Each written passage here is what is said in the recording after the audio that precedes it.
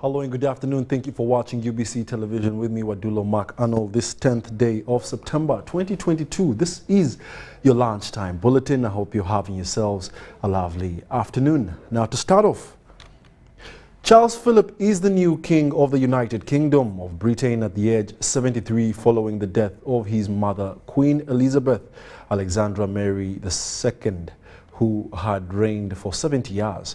Queen Elizabeth's rule was significant in the sovereignty of Uganda, and analysts argue that Uganda can borrow a leaf from United Kingdom's style of running affairs. These are the details. Queen Elizabeth II has died at the age of 96 at Balmoral Castle in the Scottish Highlands. At the time of her death, Queen Elizabeth had reigned for 70 years. She will be succeeded by Charles Philip Arthur George III, who automatically ascended the throne upon the Queen's demise. And we wish King Charles III a bountiful reign. Queen Elizabeth exhibited neutralism during her reign, and this is a challenge to King Charles Philip to carry forward. And she served well, in my view, because she was not controversial, quite disciplined, very elegant. She established excellent relations with Africa and the rest of the world. He may face challenges, that is King Charles III, in the sense that he is coming in a wider context when globally republicanism is taking root. Uganda, as a member state of the Commonwealth, cannot be distanced from the significant reign of Queen Elizabeth. It is during her reign that Uganda became a sovereign state. In her 70-year reign as monarch, as head of Great Britain and the Commonwealth, she has carried out her public responsibilities with courage and dignity. Queen Elizabeth, under the reign of Queen Elizabeth, Uganda regained her independence without fighting, without a war, and I think that is something to remember. Her Majesty, the Queen of England, paid a visit to Uganda in April 1954 and in November 2007 for the Commonwealth Heads of Government meeting. She commissioned the Queen Elizabeth National Park, upon which her name it is named. So Uganda at least will continue to remember Queen Elizabeth because of those visits. Makerere University historian Professor Mwambusi Andebesa argues that Ugandans have lessons to learn from the affairs of United Kingdom monarch. There has to be checks and balances. The legislature in Uganda also has to exert its power and authority and recognize that it's supposed to be sovereign and it is a representative of the people, so that we have checks and balances. Hitherto, in most cases, some analysts say our legislature has accepted to be in the role of a mere rubber stamp. Whereas in England, the legislature is very powerful because of its history of removing the executive, bring it back on the terms of the legislature. The Queen's state funeral is expected to take place at Westminster Abbey in less than 2 weeks, though the exact day by press time was yet to be confirmed by Buckingham Palace. Ivan Kahwa, UBC News. Long live the Queen. In more news, elders from 14 clans of the Jai tribe in Kotido district have offered 2,000 acres of land to youth for farming in order to end insecurity in the region. Now, each clan will have 200 acres to plant cassava, sorghum, maize, among others, and karachunas are expected to work on the farms. Georgia has been experiencing insecurity and food crisis for some good time, which is attributed to the prolonged drought, cattle rustling, and illegal firearms in the hands of the locals, especially the Karachunas. Elders from 14 clans from Jia tribe in Kotido district have offered over 200 acres of land for agriculture as a measure to keep youth busy and not to engage in cattle rustling. Each of the 14 clans, among them the Jia people in Kotido district, will have 200 acres of farm with different crops. Each clan cassava, 50 acres maize, 50 acres sorghum, because that's our staple food crop. Then 25 acres we want to put under cashew nuts growing. That's a long term to mitigate hunger forever in each clan. Then 25 acres we put it under fruits growing. So we want each clan to donate fruits to school starting next year. We don't want. We are about to produce food for ourselves. Elders want crowd security council strengthened as a way to end insecurity in Karamoja. The crowd security council is actually it used to be the part that provides the security for the whole clan. But now it is still useful in this disarmament and to work closely with our brigade command. They are going to call Karachona Peace Disciplinary Committee to help the army to capture the things they want. Because we are tired. We don't want Katorazo anymore. So if you can support us, support those 50 people. And now these elders. Akore says the Karachunas are targeted in this program. 4,000 Karachuna in each to open the 200 acres of land. And we need cash for work. So when we put cash for work, then we shall be paying them for this 18 months.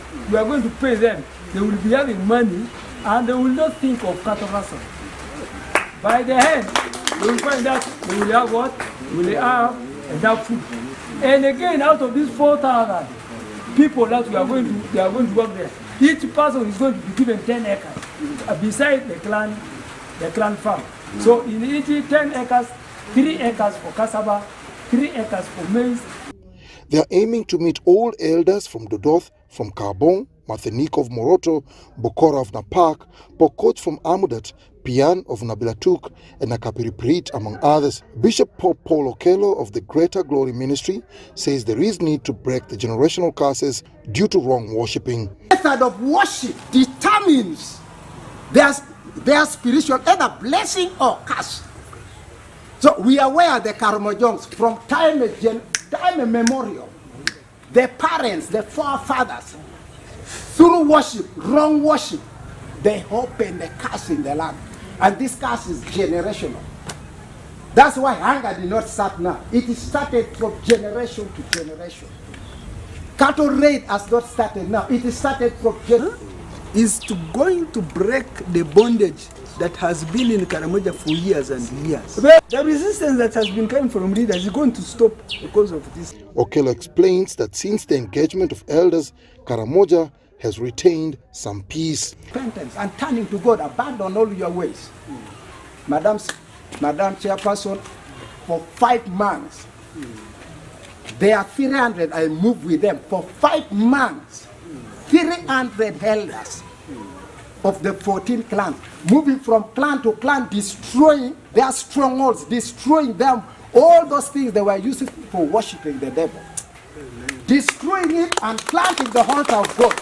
The Vice Chairperson, Parliamentary Committee on Presidential Affairs, Naomi Kabasharira, and other committee members commended the elders for the solutions which will make Karamoja secure. You have given us a solution, and a solution that can last and will help stop the is to pray for these people to get themselves their own food. This was during the meeting where the committee members met 300 elders from 14 clans of Gia tribe in Kotido district. Maureen Iga and Dennis Igor for UBC News. The sin of our children. Well, congratulations to the Karamoja community for that achievement. I hope that the food program is actually implemented. Now, in other news, the Minister of State for the Elderly has also urged residents of Namayingo district to embrace adult literacy programs being implemented by government. Jidudu Mafwabi was officiating the commemoration of the International Literacy Day in Namayingo district, where over 500 adult learners completed the Integrated Community Learning for Wealth Creation cycle. This year's International Literacy Day was celebrated under the theme, Transforming Literacy Learning Spaces. These are the details.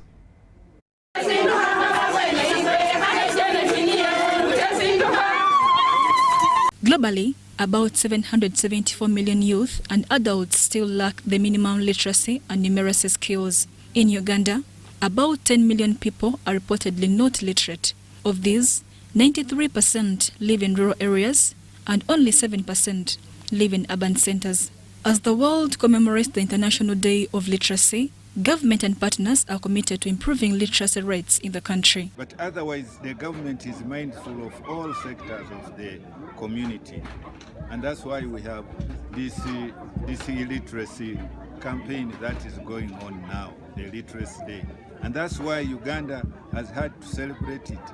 This was disclosed during the International Day of Literacy, officiated by the Minister of State for Elderly, Gidudu Mafabi, in Namayingo District. Namayingo District Chairperson Sanya Ronald appreciated government and other partners for improving literacy levels in the district. He requested government that parish development model should be put on the program of integrated community learning for wealth creation. Congratulate Namayingo District for being community oriented.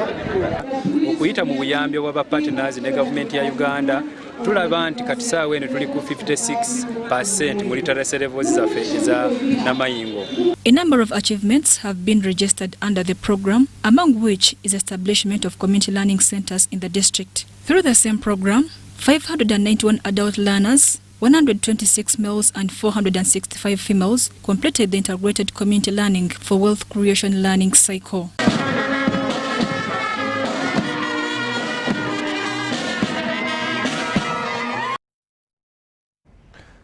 Now, the production officer of Mbarara district has asked progressive livestock farmers in the area to support each other for better herds. Robert Tumwesije was participating in a livestock management training at JLV Mixed Farm Motonto Rubaya in Kashari North Mbarara district. Matu yone kuha amategali average konka eine physique yokora enyama. Speak as you work is the adage Mbarara district leaders have adopted for improving of their communities' livelihoods. The production officer Mbarara district, Robert Tumwesije, was on a working visit to JLV Mixed Farm Mutonto Rubaya in Kashari North Mbarara district, which he said can qualify as a demonstration farm. So that we can learn various things concerning farming, modern farming. Indeed, we toured the place, we toured various enterprises. What I can say, this is a demo farm with a lot of things to learn.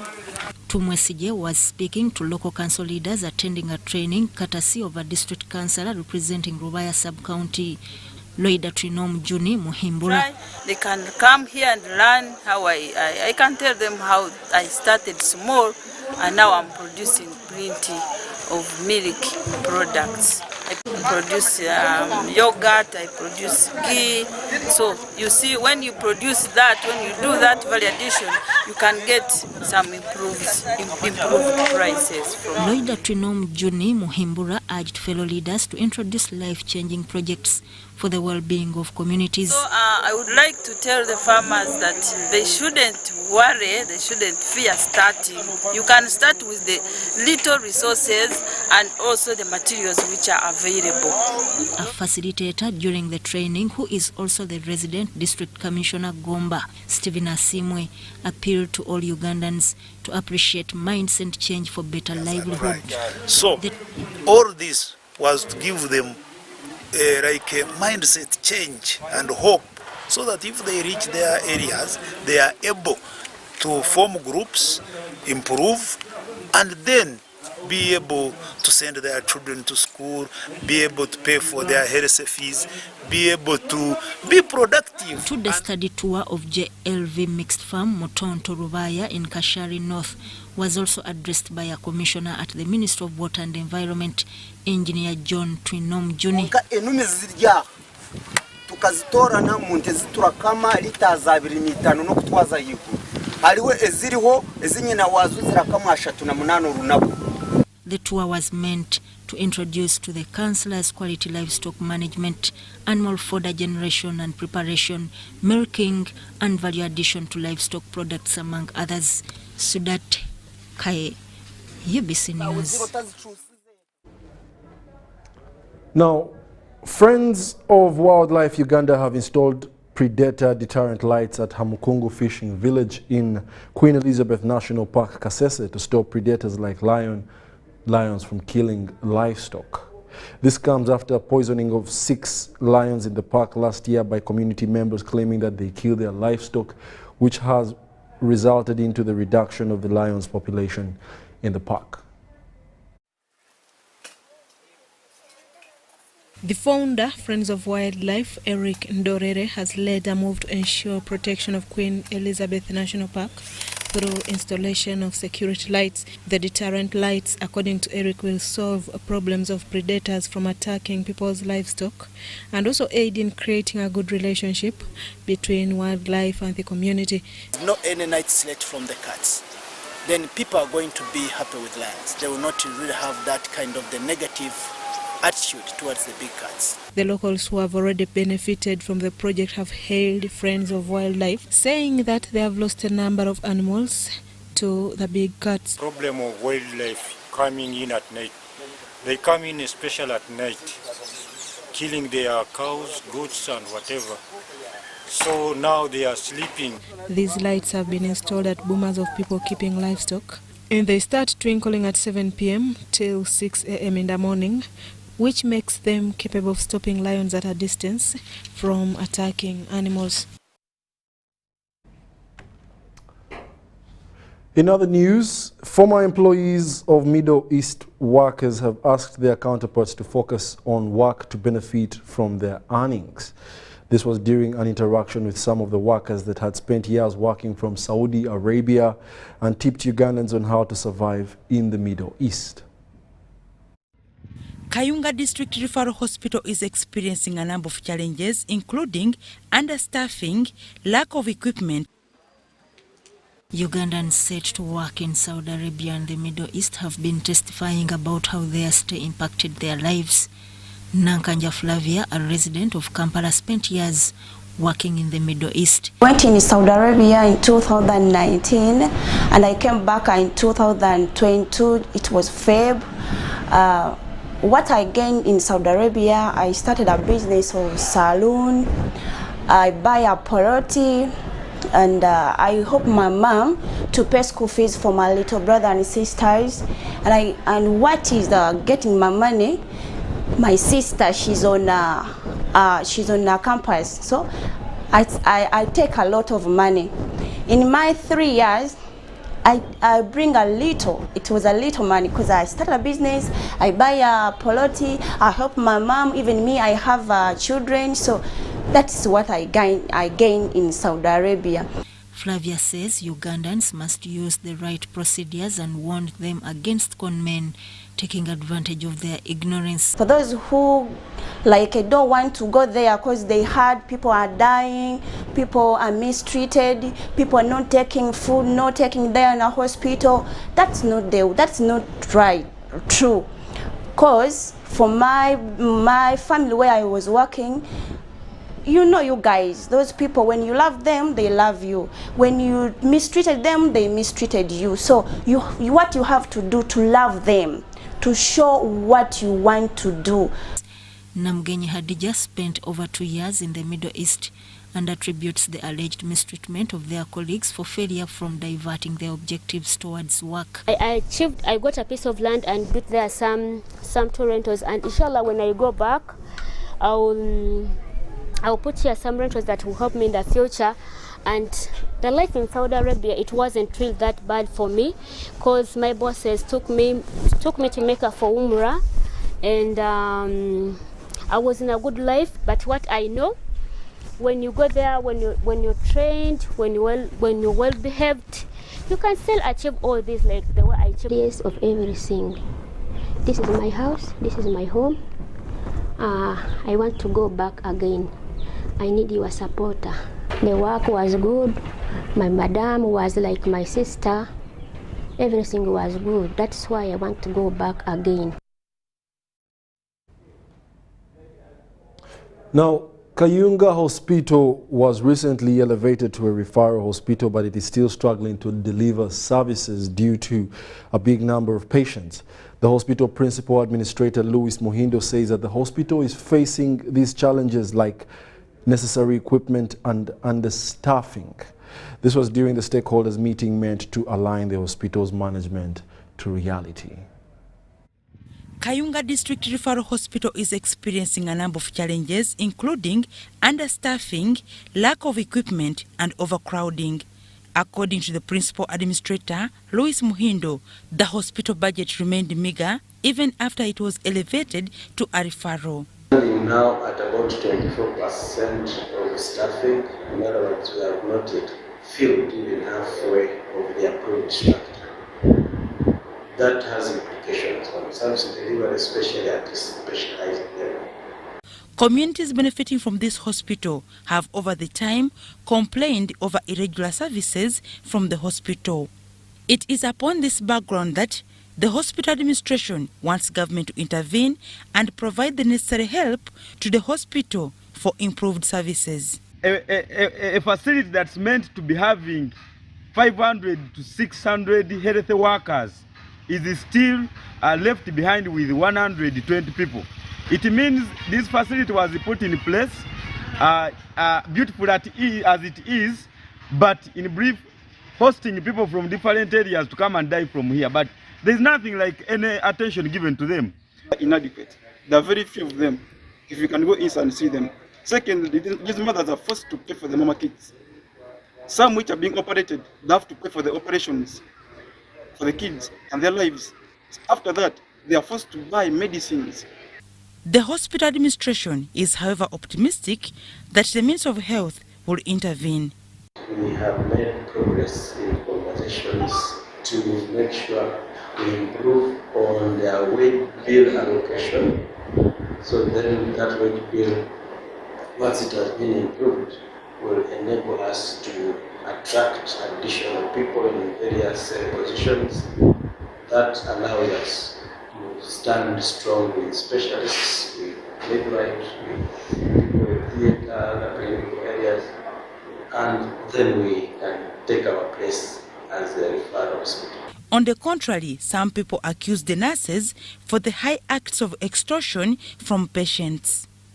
For you who are medical officers, the staff of this hospital, we request you kindly not to extort money from the patients. And we request you to be all the time on duty and to handle our patients with care so that they have confidence for overcoming whatever psychological torture and sickness they are suffering.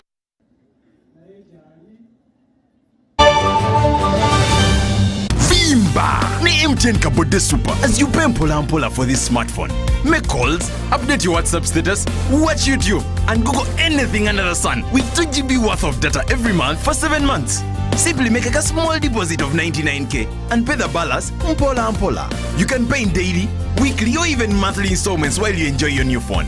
So what are you doing today? Visit any MTN shop near you and get the MTN Kabode Super easy.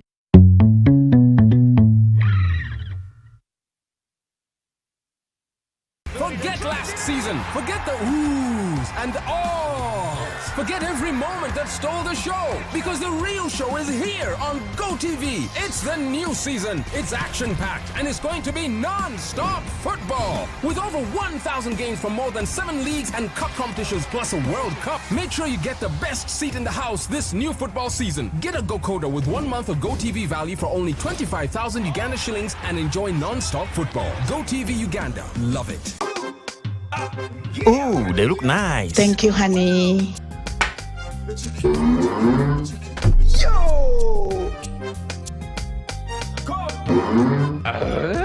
Yo!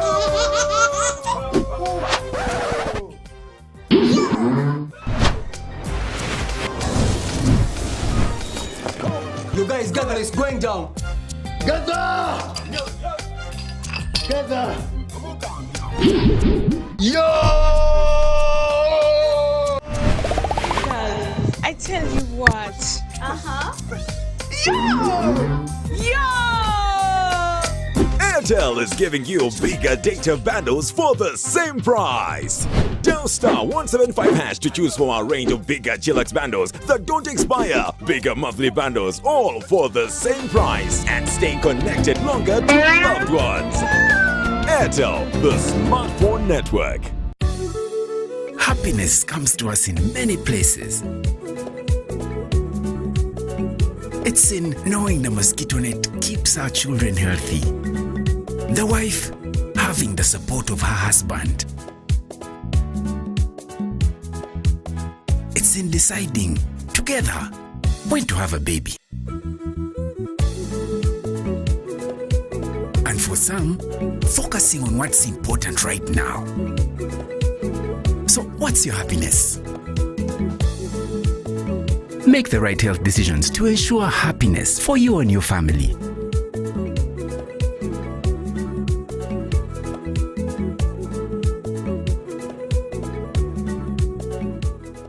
Stay connected on the largest 4G network in Uganda using the Airtel 4G Pocket MiFi at only 75,000 Uganda shillings. It comes with 15 GBs free, valid for a month. You can connect up to 10 of your friends and family at a go. Visit the nearest Airtel shop to get one today or call 0800 333 330 for free delivery within Kampala. Dial *175 *9 hash to activate free 15 GBs. Airtel, the smartphone network.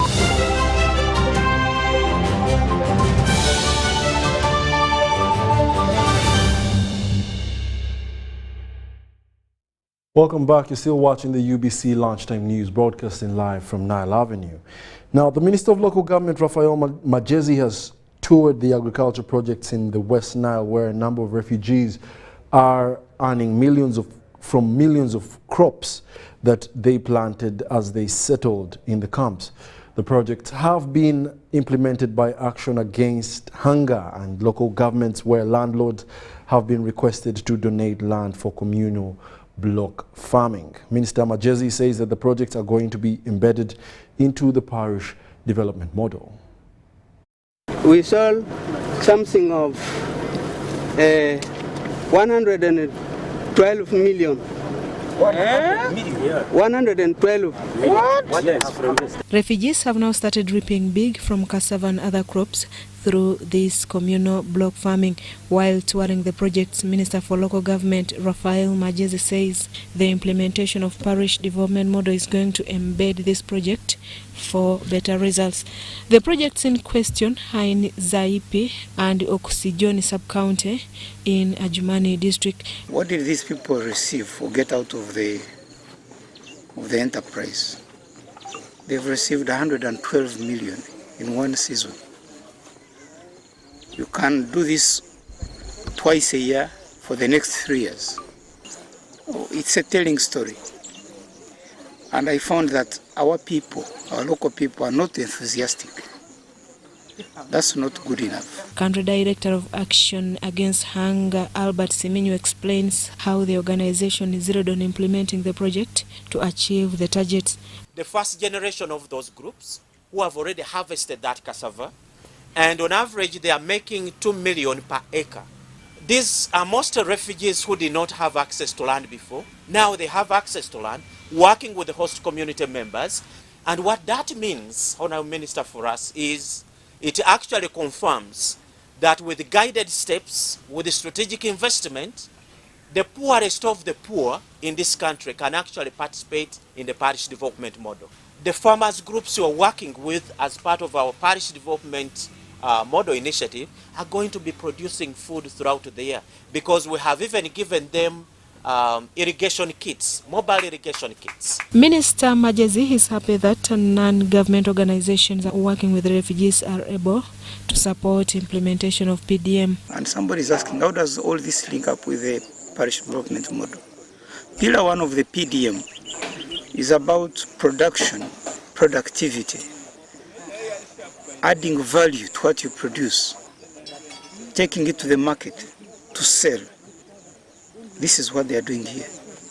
We must provide the roads, we must provide the schools, we must provide the health facilities. So for me, I'm happy that the consortium of civil society organizations, which assured me that they are ready to work with us in implementation of the parish development model. Already have some things to show on the ground. Both refugees and locals have asked government to support them with the tractors in order to enhance large-scale crop production. From Action Against Hunger, all government, you are asking for what? For tractor. You want a tractor? Yeah. So can help us in clearing, for us to forget what happened in Sudan. Implemented in 10 districts of Uganda, the Right to Grow project is being funded by the Dutch government, and it aims at addressing malnutrition and stunted growth in the affected areas.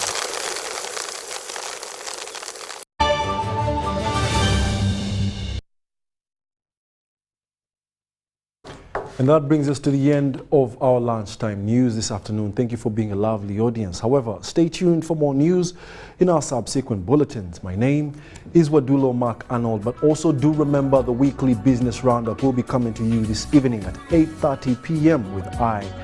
Have yourselves a lovely one.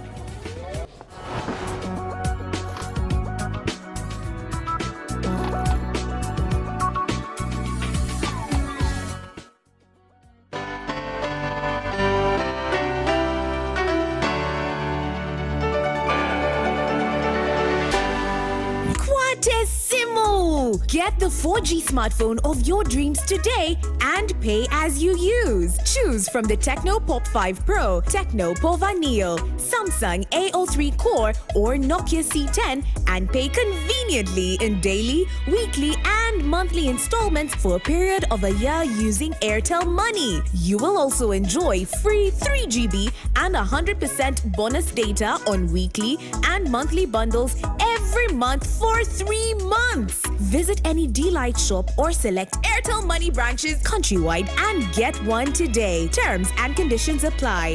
Airtel, the smartphone net.